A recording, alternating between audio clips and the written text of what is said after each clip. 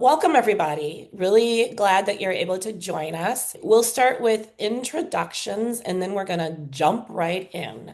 So, if for those of you who don't know me, my name is Beth Ridley and I own Ridley Consulting Group, which is a leadership and workplace consulting firm. And we work with HR teams to set up repeatable systems to help managers embrace really good leadership habits that help to foster motivated, resilient, high performing teams without the burnout.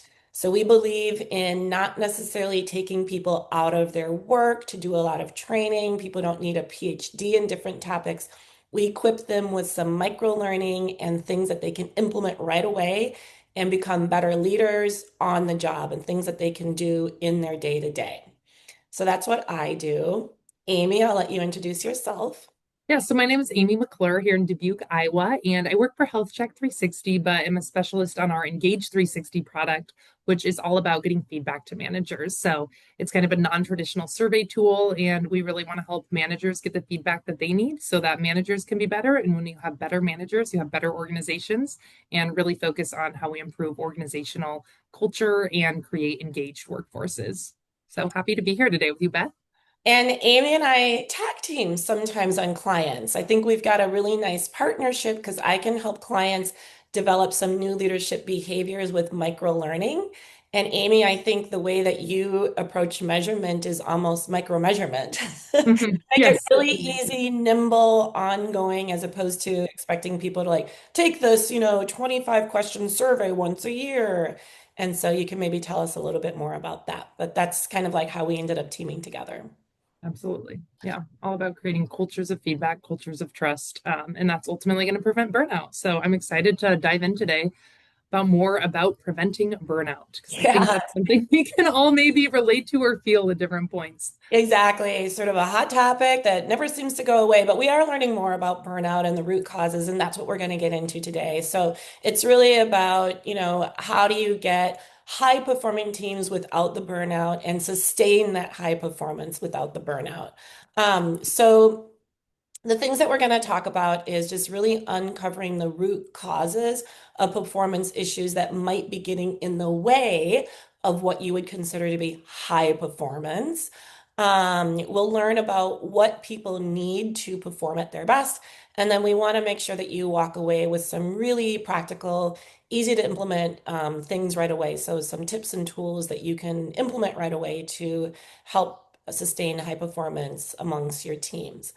Um, so what I thought I would do is jump in right away and really answer those first two topics and set up the framework. And then Amy, you and I can elaborate a little bit more on this, and open it up for some questions and some dialogue along the way. But I wanted to at least, kind of like jump right in and provide the answers for the first two, since these are, the key things of what people showed up for.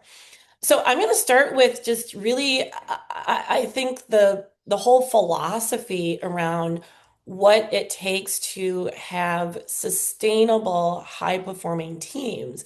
And it really comes down to, I think, when managers feel that their teams aren't rising to the level of engagement, or I hear a lot of like, I wish they would just act like owners and lean in and do more. A lot of times we assume it's a skill deficit or even a will deficit. They know, they don't know how to do this, or they know how to do it and they're just refusing. And at the end of the day, it really is often human needs, things that we all need as humans to thrive and to show up and to be our best, that we're often overlooking. And I think a lot of times we think work is work and people are showing up to do the job that they were paid to do. We also forget that at the end of the day, we are human. And so I think a lot of times it's these fundamental human needs that just go overlooked and misdiagnosed. So, what do I mean by that? A couple of things. So, when I talk to managers who are really frustrated with their teams, here's some of the things that they say that they wish that members of their team just wouldn't do or could just, perform better. They're quiet in meetings. They're not talking, speaking up. I had a manager say to me recently, my team, they're always asking for more flexibility. We're giving them everything that they need around work-life balance, but they're still not leaning in and acting like owners. Um, Engagement is low, absenteeism is increasing, they're resistant to change, there's gossip at work. So we see these symptoms of a lack of performance, and usually the response is come down more, micromanage, be more prescriptive, light the fire under them. I had one manager tell me recently an employee is consistently late. We're finally saying three strikes and you're out. Maybe more punitive approaches and putting a little bit more pressure or tightening the screws, because again, we think it's a lack of skill or a lack of will. But what's happening with that approach, and I'm not saying there's not there's not some circumstances where that kind of leadership approach is appropriate, but oftentimes we're sort of missing the opportunity. And when we tighten the screws in our normal reaction to these examples of poor performance, we make the problem even worse. And that's because there's a phenomenon that's happening in the workplace that's been going on for quite some time now, which is called the productivity well-being dilemma, which means literally every year when you ask employees, are you working harder at work? The answer is yes. I am working harder this year than I was working last year because I'm being asked to do more work. I'm being asked to do more with less. Um, Even with technology now being implemented into the workforce, trying to make more efficiencies or take work off people's plates, the truth is, it doesn't free us up to invest in ourselves in meaningful ways. It just creates more capacity for more work. And so employees are like, I don't know what else to do. I'm trying to rise to the level of the volume of work, the speed of work, the quality of work, amidst all of this change. And it is at the expense of my own well-being. I do not feel like I'm thriving. So I've been doing this work for 6 years now. So I've been watching these two metrics around the productivity well-being dilemma for 6 years. And each year, the percentage of employees who feel like they're working harder than last year goes up. This is from 2024, so 72%. And then the percentage of people who feel like they're thriving, personally or professionally, is going down. The gap is getting bigger. And to me, unsustainable. So this is sort of across the board, across US workers, but you could see how this is applying into individual teams. So even if we try to squeeze more out of people to keep a high level of performance, it is just not sustainable. So there has to be a better way. And what is that better way?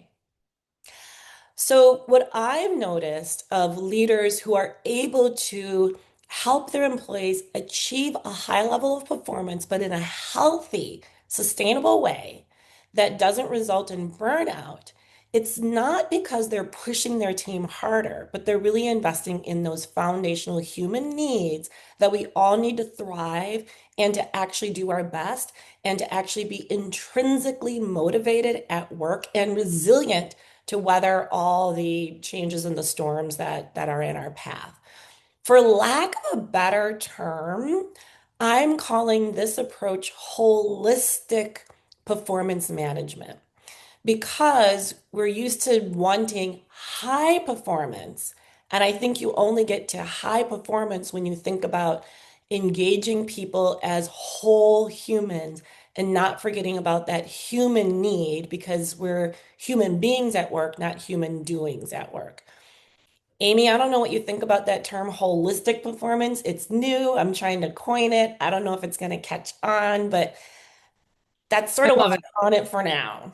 Well, I think that idea of holistic health is something that we've been moving towards more as a society. People understand that holistic health is important. Like it's not just we're going to the doctor and we're getting a stomach issue fixed. We're looking at the whole body and saying, how does this all play together? And I think we're still just catching up with that mindset at work. So when we look at a worker, we're not just looking at a worker, we're looking at a whole person, and we have to have that approach. It's like building a tower, right? Like if you're looking at a tower and you're like, I want this tower higher, I'm just going to put more blocks on top of the tower, it's going to fall. But if we look at the tower and say, let's fix the foundation, that's going to allow you to put more blocks on the tower and build something higher. And so I think when we look at workers as just the top of the tower, it's going to fall. It's not sustainable. But if we look at that foundation and build them up, I think we're going to get a much better outcome and much happier people who are thriving. And that really, that's our responsibility as workplaces is to help people thrive. And I think we forget that sometimes, but I know in HR, people usually have that on the front of their minds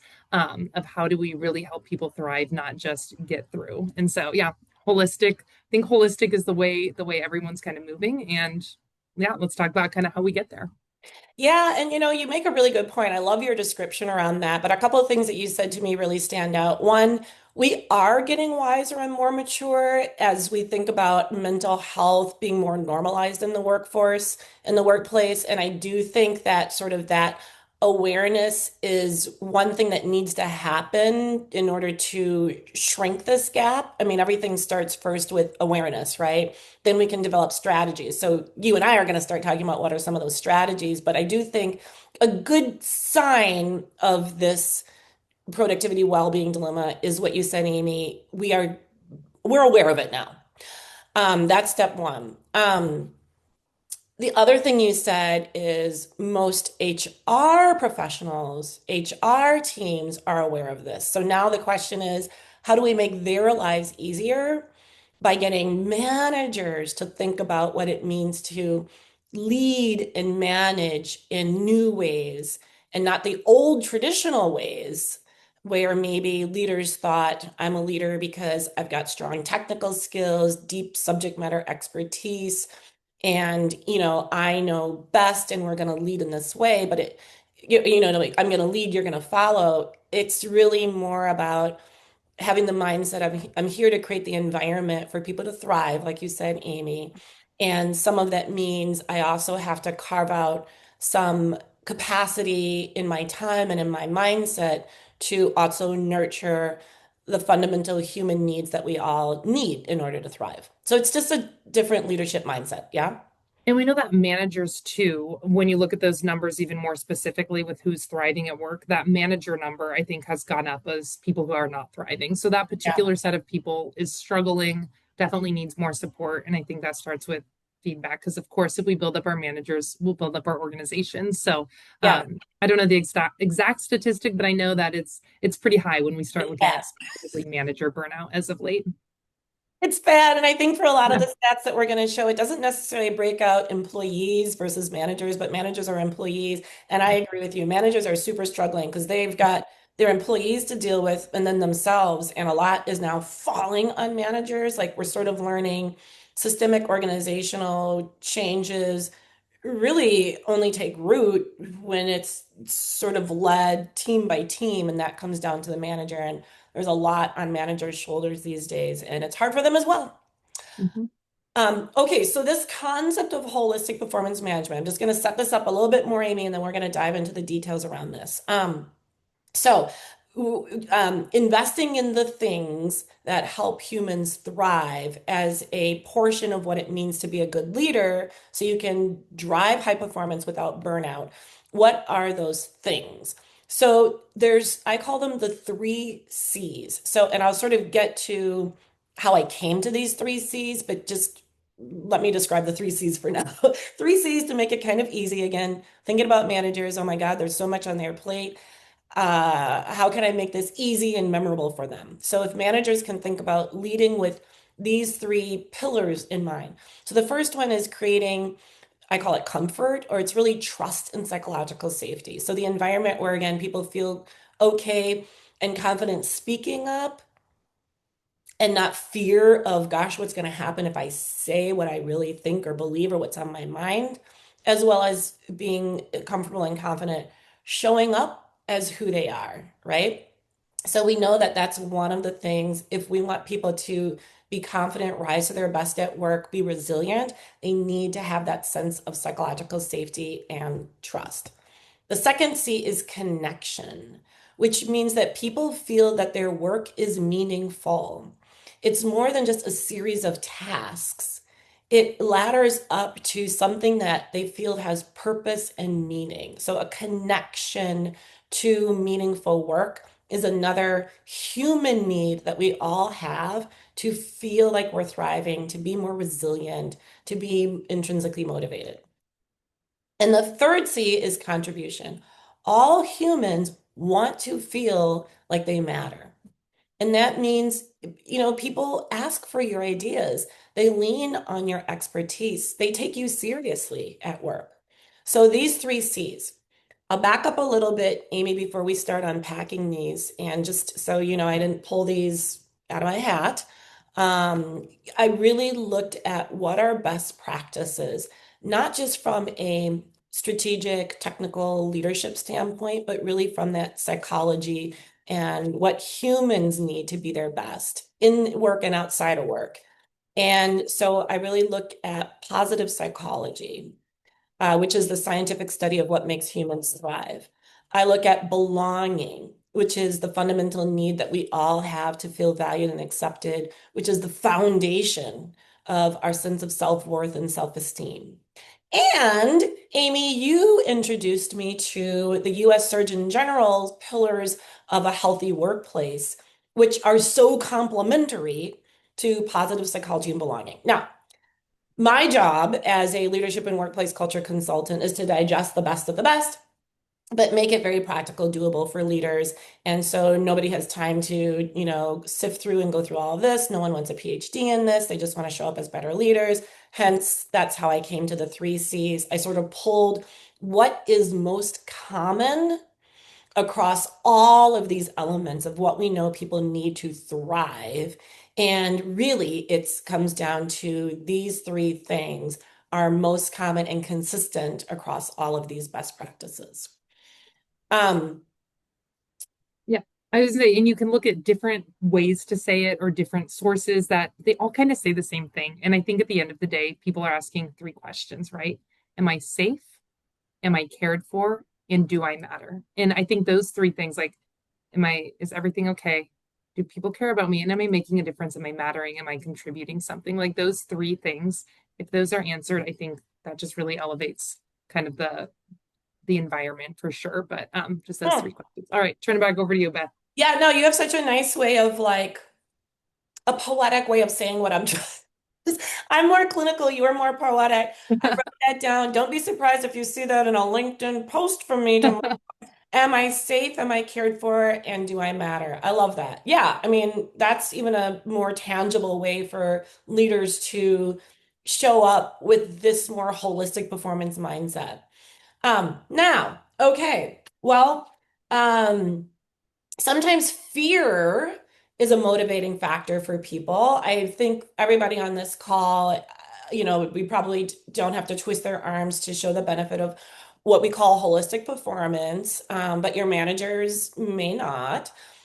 So we can also scare them into showing up differently because the consequence of not making sure your employees feel that they're safe, they're cared for, and they matter is burnout, loneliness, and distrust, which are three trends that are really on the rise.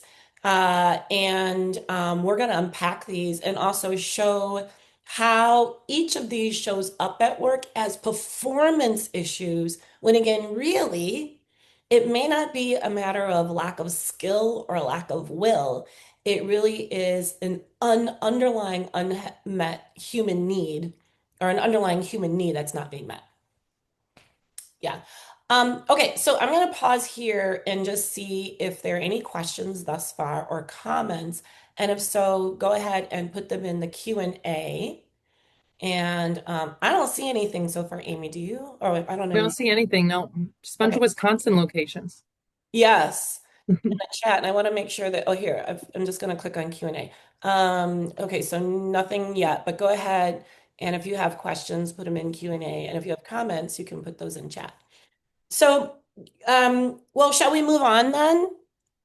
I think so. Yeah. Okay, so let's dissect each of these. We're going to dissect how burnout, loneliness, and distrust show up at work. And then we're going to give some really practical, tangible ways to lead with uh, comfort, connection, and contribution in mind to turn this around. Oh, we'll start with burnout, right? So, again, the state of physical, emotional, and mental exhaustion caused by prolonged stress. And Amy, because you're the metrics person, I know you've got a lot of data around this, but I've got something recent from a McKinsey study report that shows 64% of workers feel burned out at least once a week. And that's up from 48% just 2 years ago. What else Yeah. can you add about burnout? I'd say that doesn't surprise me. And I have been thinking a lot about like the trends in work. So, where has work been? Like, why is this such an issue right now? Was this an issue 50 years ago? Was this an issue 25 years ago? Like, did our parents feel like they were in this constant state of burnout? And I don't think so. And I think it's because 50 years ago, 100 years ago, like work was different. People showed up and it was like 8 to 5, and that was it. They did their job, they went home, they found meaning in lots of other places. But I just think, first of all, we're coming and we're asking for more from work. Like as a millennial, like I want meaning, I want connection. I come to work asking for like all of my needs to be fulfilled, which is a really high bar for work. And then I put so much of myself into work. And then when that need isn't met, I feel burnt out. And then just you think about the last 5 years since COVID, like we're not just talking, I feel burnt out because I had a hard 2 months. We're looking at workers and it's like we are burnt out because we've had a hard 5 years, like just the ups and downs and really more downs than up, like some of just the kind of trends that we've gone through. It's like quiet quitting, the great gloom, the big freeze. I think now we're in the great detachment, which is really a testament to the loneliness epidemic that we're in. But I think that prolonged stress really builds and builds and builds. And I think what we're seeing now is not just 2 months or 1 year of exhaustion, but like years and years of carrying these expectations with unmet needs. And then in a state just of like heightened Mm, stress for a long time. And that's really taking a toll on us. It's taking a toll on our bodies and it's taking a toll on our workplaces and our productivity as well. So mm. yeah, I could talk about stress all day, let me tell you. I think that's a really interesting observation. The expectations that especially younger people have about work and the gap between that expectation and the reality of the work, which is do more with less, work faster, work harder, more pressure, and then you lose sight of the purpose and meaning.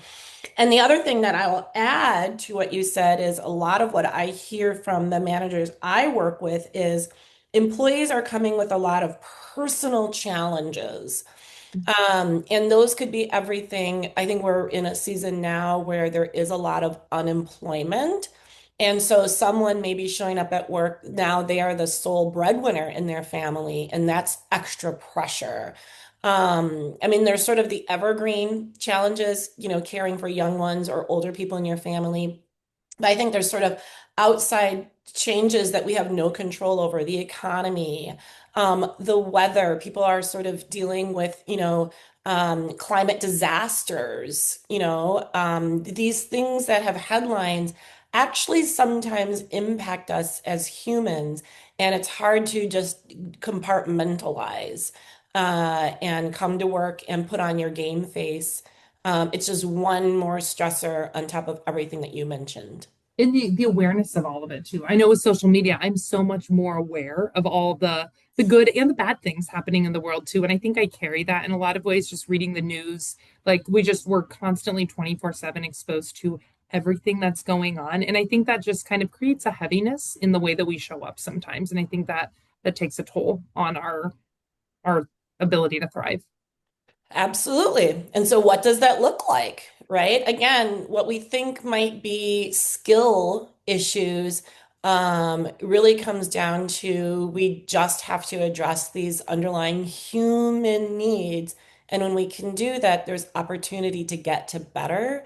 as opposed to piling on and squeezing and demanding more. So I don't know, Amy, and when you're sort of like doing metrics about team performance and engagement, do any of these symptoms of burnout kind of rise as most common? There's withdrawal and disengagement and what that looks like, just nodding in meetings and just, tuning out. Absenteeism, like not showing up. Um, Mhm. Trouble focusing. I actually have a lot of manufacturing and healthcare clients, and mistakes is a huge concern because in both of those industries, it can be deadly.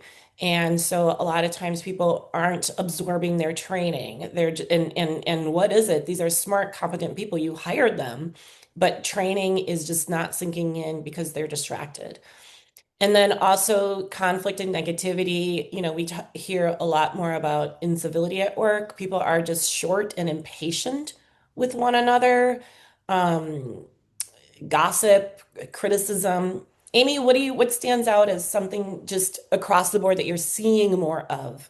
Yeah, so I would say that overwhelm is the one that jumps out to me the most. Like it seems like people are feeling more and more overwhelmed. And we do a lot with engagement. So we're measuring like what are the levels of engagement in your workforce? Are people engaged or disengaged? And that ultimately is a connection issue, but it seems like disengagement is on the rise. Like it really is. Gallup's been measuring that.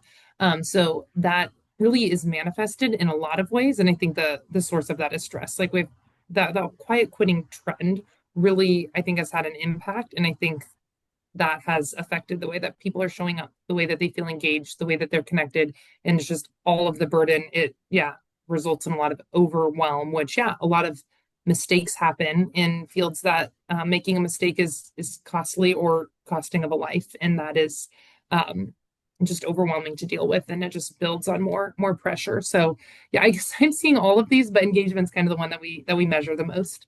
Engagement. And Hmm. I'm seeing more companies really focusing on short-term disability claims, like people being out specifically due to stress and burnout. I mean, clearly that's could get a more specific indicator of stress and burnout than people are out on short-term disability, which is also costly too. Hmm. Okay, so loneliness, to me, this is a word that only got into the lexicon of work maybe a couple of years ago. And at first, it's like weird loneliness. So a little bit about loneliness. A lot of times people think, well, people feel lonely because they're now physically apart from one another. Since COVID, more people are working remote or hybrid. But to be clear, loneliness has nothing to do with your physical location of work or your proximity to working with people. It has nothing to do with the quantity of people that you work with or interact with. It's the quality of those relationships.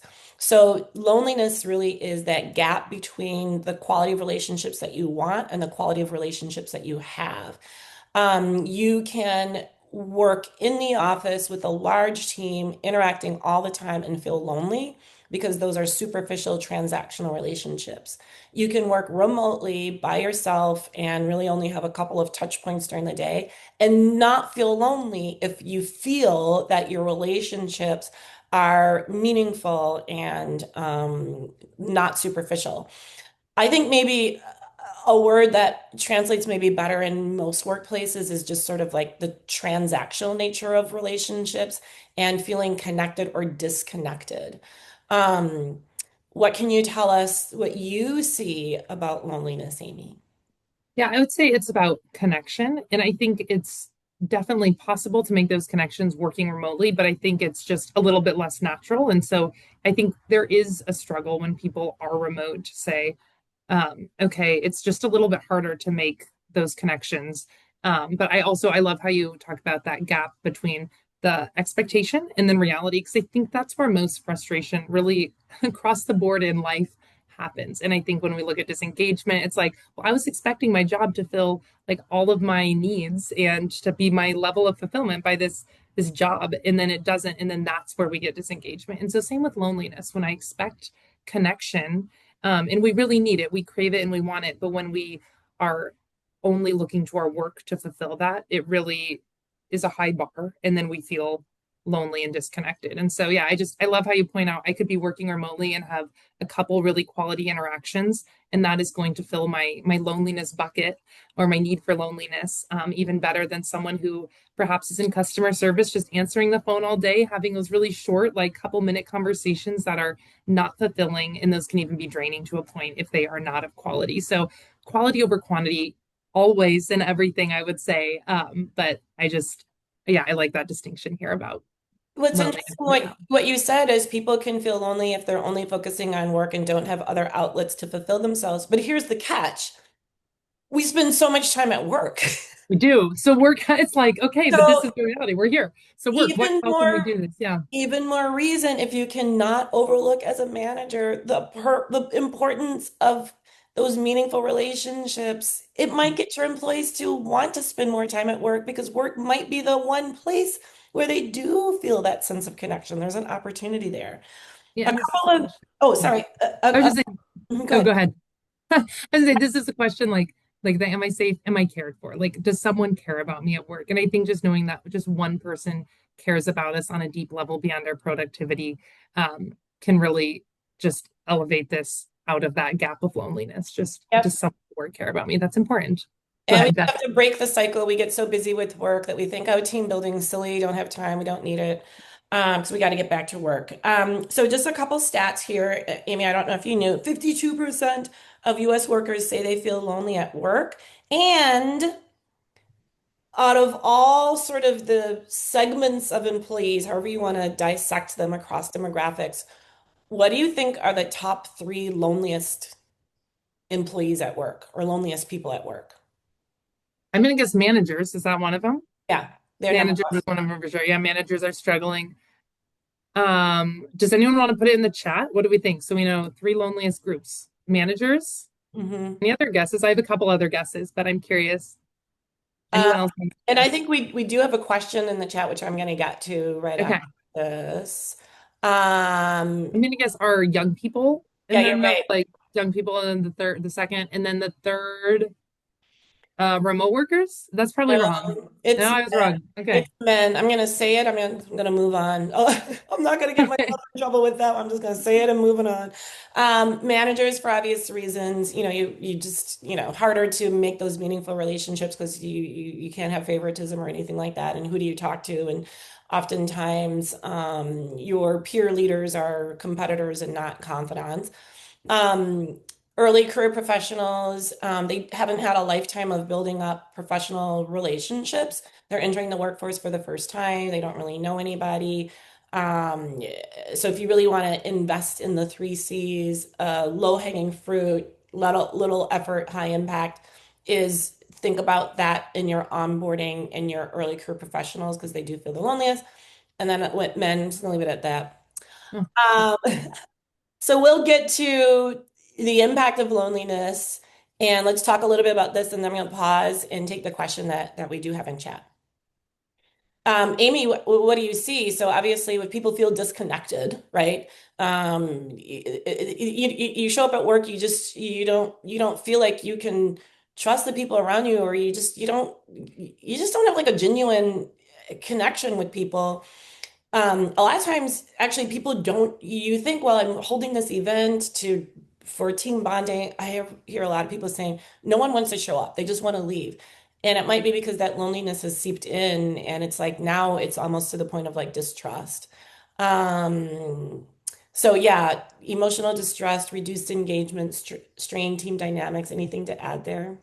I mean, all of those. I was gonna say, I think trust, the difficulty building trust is, I would say, like a skill as a society and a muscle that we need to build back up again. I think we've lost some of that, especially over the last several years. We've seen that going down. I know we're going to hit on it in a little bit, and so it's something of how do we build that up, and it starts so small. I think that's the thing that I think about here is like, how do we can't just say, okay, we're having a huge trust building activity, we're having a huge event, we're doing all this networking. It's like these have to start really small with small interactions and helping people one at a time through every interaction feel included, feel cared for, and feel less lonely. And so that's kind of just what I think about when I look at this as a whole loneliness. It's like, how do we combat this? It's Yeah. small steps built up consistently. Yeah. And actually, that's a good transition to the question that we have, which we'll get to in chat, which was really about, look, you talk about psychological safety, but the reality is, how do you create a safe environment when the truth is, especially in this environment, people just don't feel safe speaking up. You know what I mean? Like people are just constantly holding back because they don't want to say the wrong thing. And there is real risk of repercussion of saying something honest.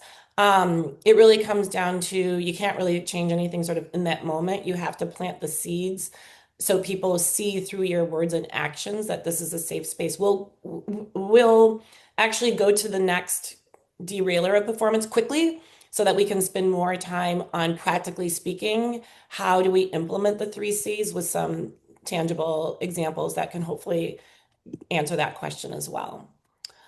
Okay, so the last one then is trust, right? So there's a lot of distrust going on at work. Um, so 75% of employees um, oh, wait, hang on. So, anyways, there's a decline in the percentage of employees who trust their employer to do the right thing. And it's really a matter of people distrusting management. So, employees distrust their managers, managers distrust executive leadership, and they trust their peer employees more than they trust their leaders. That can be problematic because, again, gossip and you're not getting like necessarily the whole fact and the whole story, but clearly leaders are not doing something right because distrust is simply increasing and leading to a lot of the things that also lead to loneliness because there's disengagement, the reluctance to foster meaningful relationships, all these things, loneliness, distrust, burnout, all kind of like work together to create this vicious cycle of poor performance. Amy, anything to add? I was just going to say, in terms of trust, Edelman Trust Barometer, are we going to hit on that in a little bit, Beth? Go Or for is it. that Yeah. on? No, go Okay, for I was going to say, so Edelman Trust Barometer has been measuring trust for the last 25 years in society. So levels of trust, how much do we trust like NGOs, business, government, and religious institutions? Those are the four institutions it measures. And two interesting things about it this year. First of all, we're seeing the deepest dip in trust across the board. So this year it dropped, the level of trust people have in society dropped 3 full points, which is really steep. And if that keeps going, like it's going to be pretty bleak. But the other thing that's interesting and a little bit hopeful for us is of those four categories, people trust businesses, trust their employers more than government, NGOs, or religious institutions. And so I think this is a unique opportunity for businesses to step up and say, okay, of everything that's going on, like we're still kind of this beacon of stability for people. And so we have this obligation to rebuild this trust over time. And so, like, let's really lean into this and let's be kind of the leaders in society when it comes to creating relationships and creating environments of trust and building that back up. And so I don't know, I think that's a really cool call here to say, how can we do that? How can we be that for our employees? That's a great segue to embrace the opportunity. And we're going to get off the depressing topic of how this is so Yeah. dismal and, costly at the end of the day, but it leads to absenteeism. I think this preventable turnover thing is really interesting. And again, it's turnover that's preventable if we only address the human side of things. But anyway, but the opportunity, and we'll get to that, is embracing again holistic performance management, or at least starting with those three C's. It does lead to better outcomes. And the good thing is there's so many frameworks and strategies around this that have actually been measured. I think it's now just harnessing that and simplifying it and equipping managers with how do you actually do it at work in a meaningful way. And a lot of it comes down to there isn't any one specific incident where you can flip your fingers and all of a sudden now we have trust. Like most things in life, the outcome comes from just your small little daily habits that add up over time. So the good thing is we'll give some simple examples of how to show up with the three C's in mind, but it is unlimited to the ways that you can do it. The most important thing is to be more intentional and do some things and make them a habit that you're not doing now. And when you can make that more consistent and have more leaders make it more consistent, that is really how you shift and change the momentum to better. Even when today it seems like there's so much stacked against us, we cannot make progress. We absolutely can. Give some really fast examples, and then we're going to give you a tool so that you can use it and build on to do more. Comfort, for example. I think, if people already don't have psychological safety, asking them speak up in meetings, honestly, that's just causing more stress and anxiety. The way that you can do it is by leading by example and being vulnerable. Share and maybe talk about something that shows what you're really thinking, especially if it's something that, maybe it's just not commonplace in your organization. Maybe talking about how you're overwhelmed, you're stressed, you're burned out, a mistake that you made. We're not trying to start a pity party and complain, but it's really just talking about, I'm feeling a little stressed, so I'm going to block time to go for a walk today. Or, you know, I did this in a meeting and it didn't go so well. Here's what I learned from it. So you can turn it to the positive. But when you just lead by example, especially when it comes to comfort and psychological safety, that's probably the best way to start planting the seed. As a manager, you're someone who has understanding and you're not going to jump to a punitive response when people also share what maybe they've been holding back from sharing. Amy, what tips do you have? I was going to say what you said about just the managers, the leaders kind of starting that and leading by example is like the number one thing. And I was thinking about just showing up authentically. And it's kind of refreshing, right? When a leader sits down and says, oh, I made a mistake, or I'm taking ownership, or I'm feeling overwhelmed today. And that really gives permission for everyone else to like take a breath and do the same. And then also think about, do you have an emotional vocabulary in your workplace? So a lot of times you ask someone how they're doing and they're fine. Or we use three words. We say, I'm good, I'm bad, I'm sad. But when you have the words, in fact, Brene Brown says that there are 87 different words to describe our more precise emotions. And so as a leader, if you can start modeling or using more precise words for your emotions, that's going to just create that openness in communication, in dialogue, in an atmosphere where everyone's not just saying, I'm good, but they're saying like, I'm a little disappointed or I'm frustrated. And so using those words more accurately is going to just create an atmosphere where people feel free to feel those words and deal with those emotions. And then of course, anonymous feedback is another thing we talk about a lot is how do you provide a safe channel where employees really can share their thoughts, maybe not face to face, but in a truly anonymous survey or forum or something else. That's going to be a foundational piece of our approach anyway when rebuilding cultures. I like that. And I think that's a really practical solution for the question that came in. Like sometimes you need to have conversations and meetings, but people are holding back because of fear of offending, or, we're sort of in delicate times now where, things can go wrong if you say the wrong thing. Allowing other avenues for people to express themselves anonymously. And as a leader, you can sort of synthesize that and pluck out sort of the insight or the so what from more honest comments.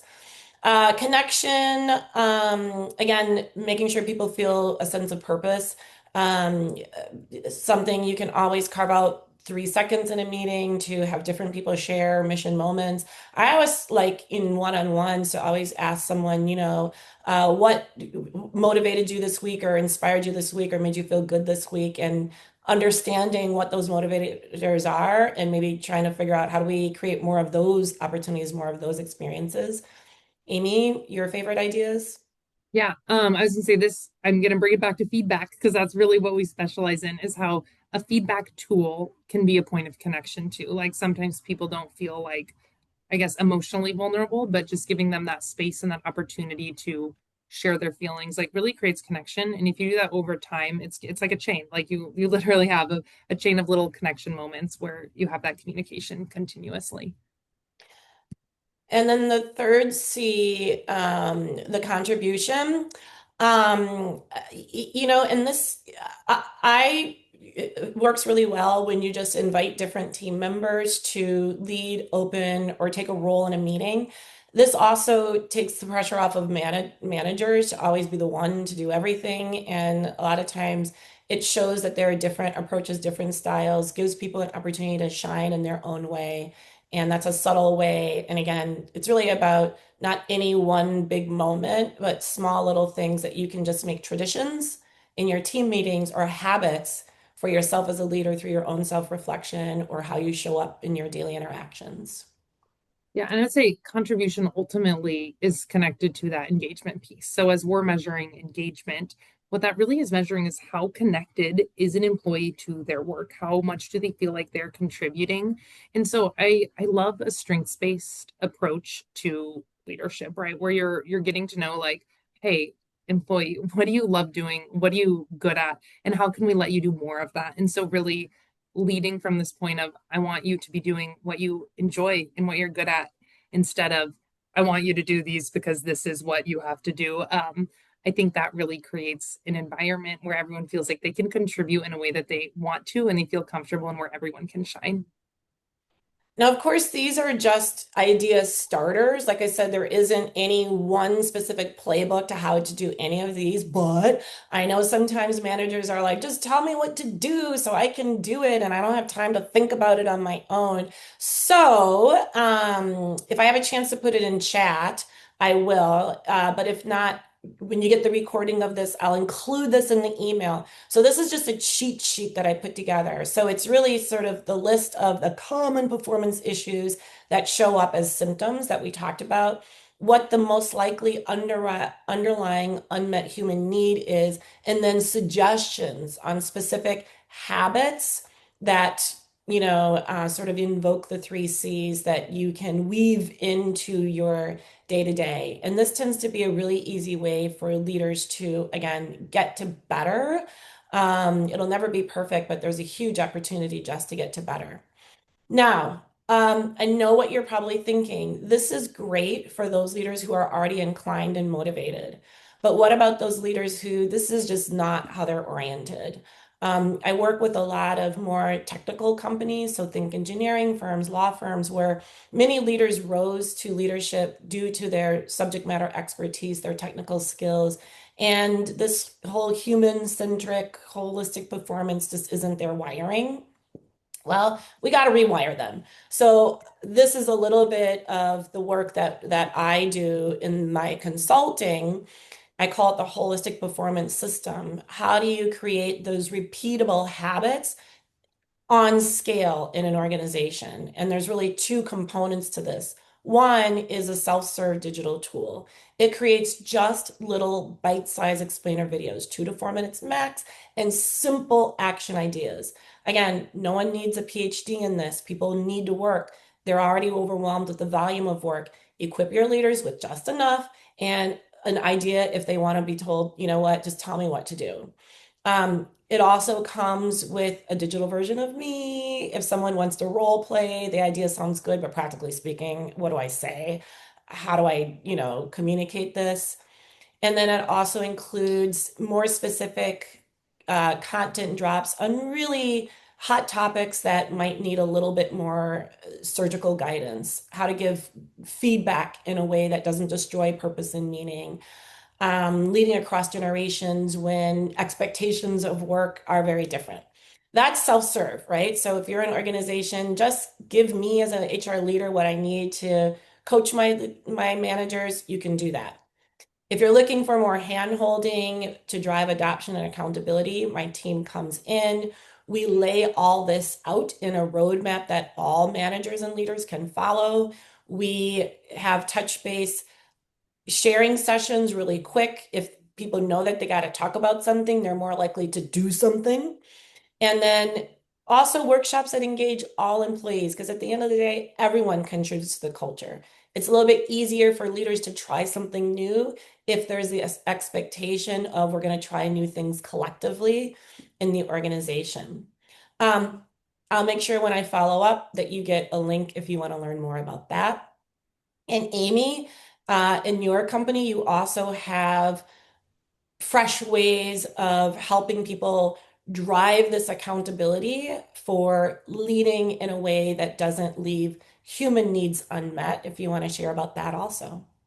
Yeah. So with Engage 360, kind of our focus is we know that better managers make better organizations. And so, how do we get managers and leaders kind of the insights and the feedback that they need, not just in a once a year 360 review or in getting a bunch of feedback to HR in a once a year annual engagement survey where all that feedback gets stuck in a spreadsheet, nothing happens, and then employees just feel like it was a waste of their time to even share their insights. And so, what we do is we have a tool that allows you to get continuous feedback, just texting employees questions. It's really easy to measure how employees are feeling, measure that level of engagement, and get really clear, actionable insights to managers about their leadership style. And then also that organizational piece. So, whatever kind of initiatives you're starting, you have a way to track them continuously and really see your progress. And when you see your progress, that's just going to build momentum so that you can really get to your end goal of creating that culture where everyone is connected, where they're feeling cared for, where they're feeling that comfort and that contribution. And here's some results that when we collaborated on a client, you helped to pilot a new way of measuring in sort of micro doses around some of the performance, the holistic performance system elements for a client. And for example, these are some of the results that they achieved by getting more leaders to just show up a little bit differently in their day to day. I will leave this final thought, and then we still have time for comments and questions. Um, I think it's really just trust that when you do invest in people as whole humans, the performance will follow. It's probably counterintuitive to the way that, and I'm Gen X, so definitely counterintuitive to the way I thought leadership was all about. But again, we're in a new era and we need new leadership tools. Clearly, the way that we have been leading is not working and it is not sustainable. So what the heck? We got to try something new. And the good thing also about investing in people as whole humans, most of it is really low cost to do. Super low cost. It's not really all that high tech and I mean, it's not high tech, right? It's just more of a mindset, but how do you plant the seed of the mindset and support it until it becomes a habit? Well, we should take some questions and comments. So questions or comments, please do throw in chat or yeah, well, chat or Q&A. And if nobody has anything else, we'd love to hear, is there one of the three C's that you think your team or organization could use more of because it's a human need that's going overlooked? I feel like connection is the one. I mean, I will just throw that out there. That's the one that I think is always the best place to start. Like, how do we start? Where do we go? I think connection, everyone could have a little bit more connection. So yeah, I Yeah. would love to know what other people think or Mm-hmm. Yeah, why don't you go ahead and put in chat if there's one of the C's that is a little bit more of a need or a priority for you. I think the one that a lot of my clients talk about is the psychological safety, the comfort. Uh, yeah. And that's the foundation. Like you have to have that yeah, really to build those other two for sure. yep. And they really are all very much related. Um, Well, okay. I think we covered a lot. Hopefully, we teed up some important concepts, gave you an understanding of why this work is important to address, and some quick ways to do that immediately, and some additional ideas of how to make it more systemic and sustainable in your organizations. I will make sure everybody gets the recording and the handout that I referenced, the cheat sheet, and anything else, Amy, that you want to include in my follow-up email. Otherwise, just want to thank everybody for your time and hope that we can all be part of helping the workplace be not just a high-performing place, but a healthy place and a happy place as well.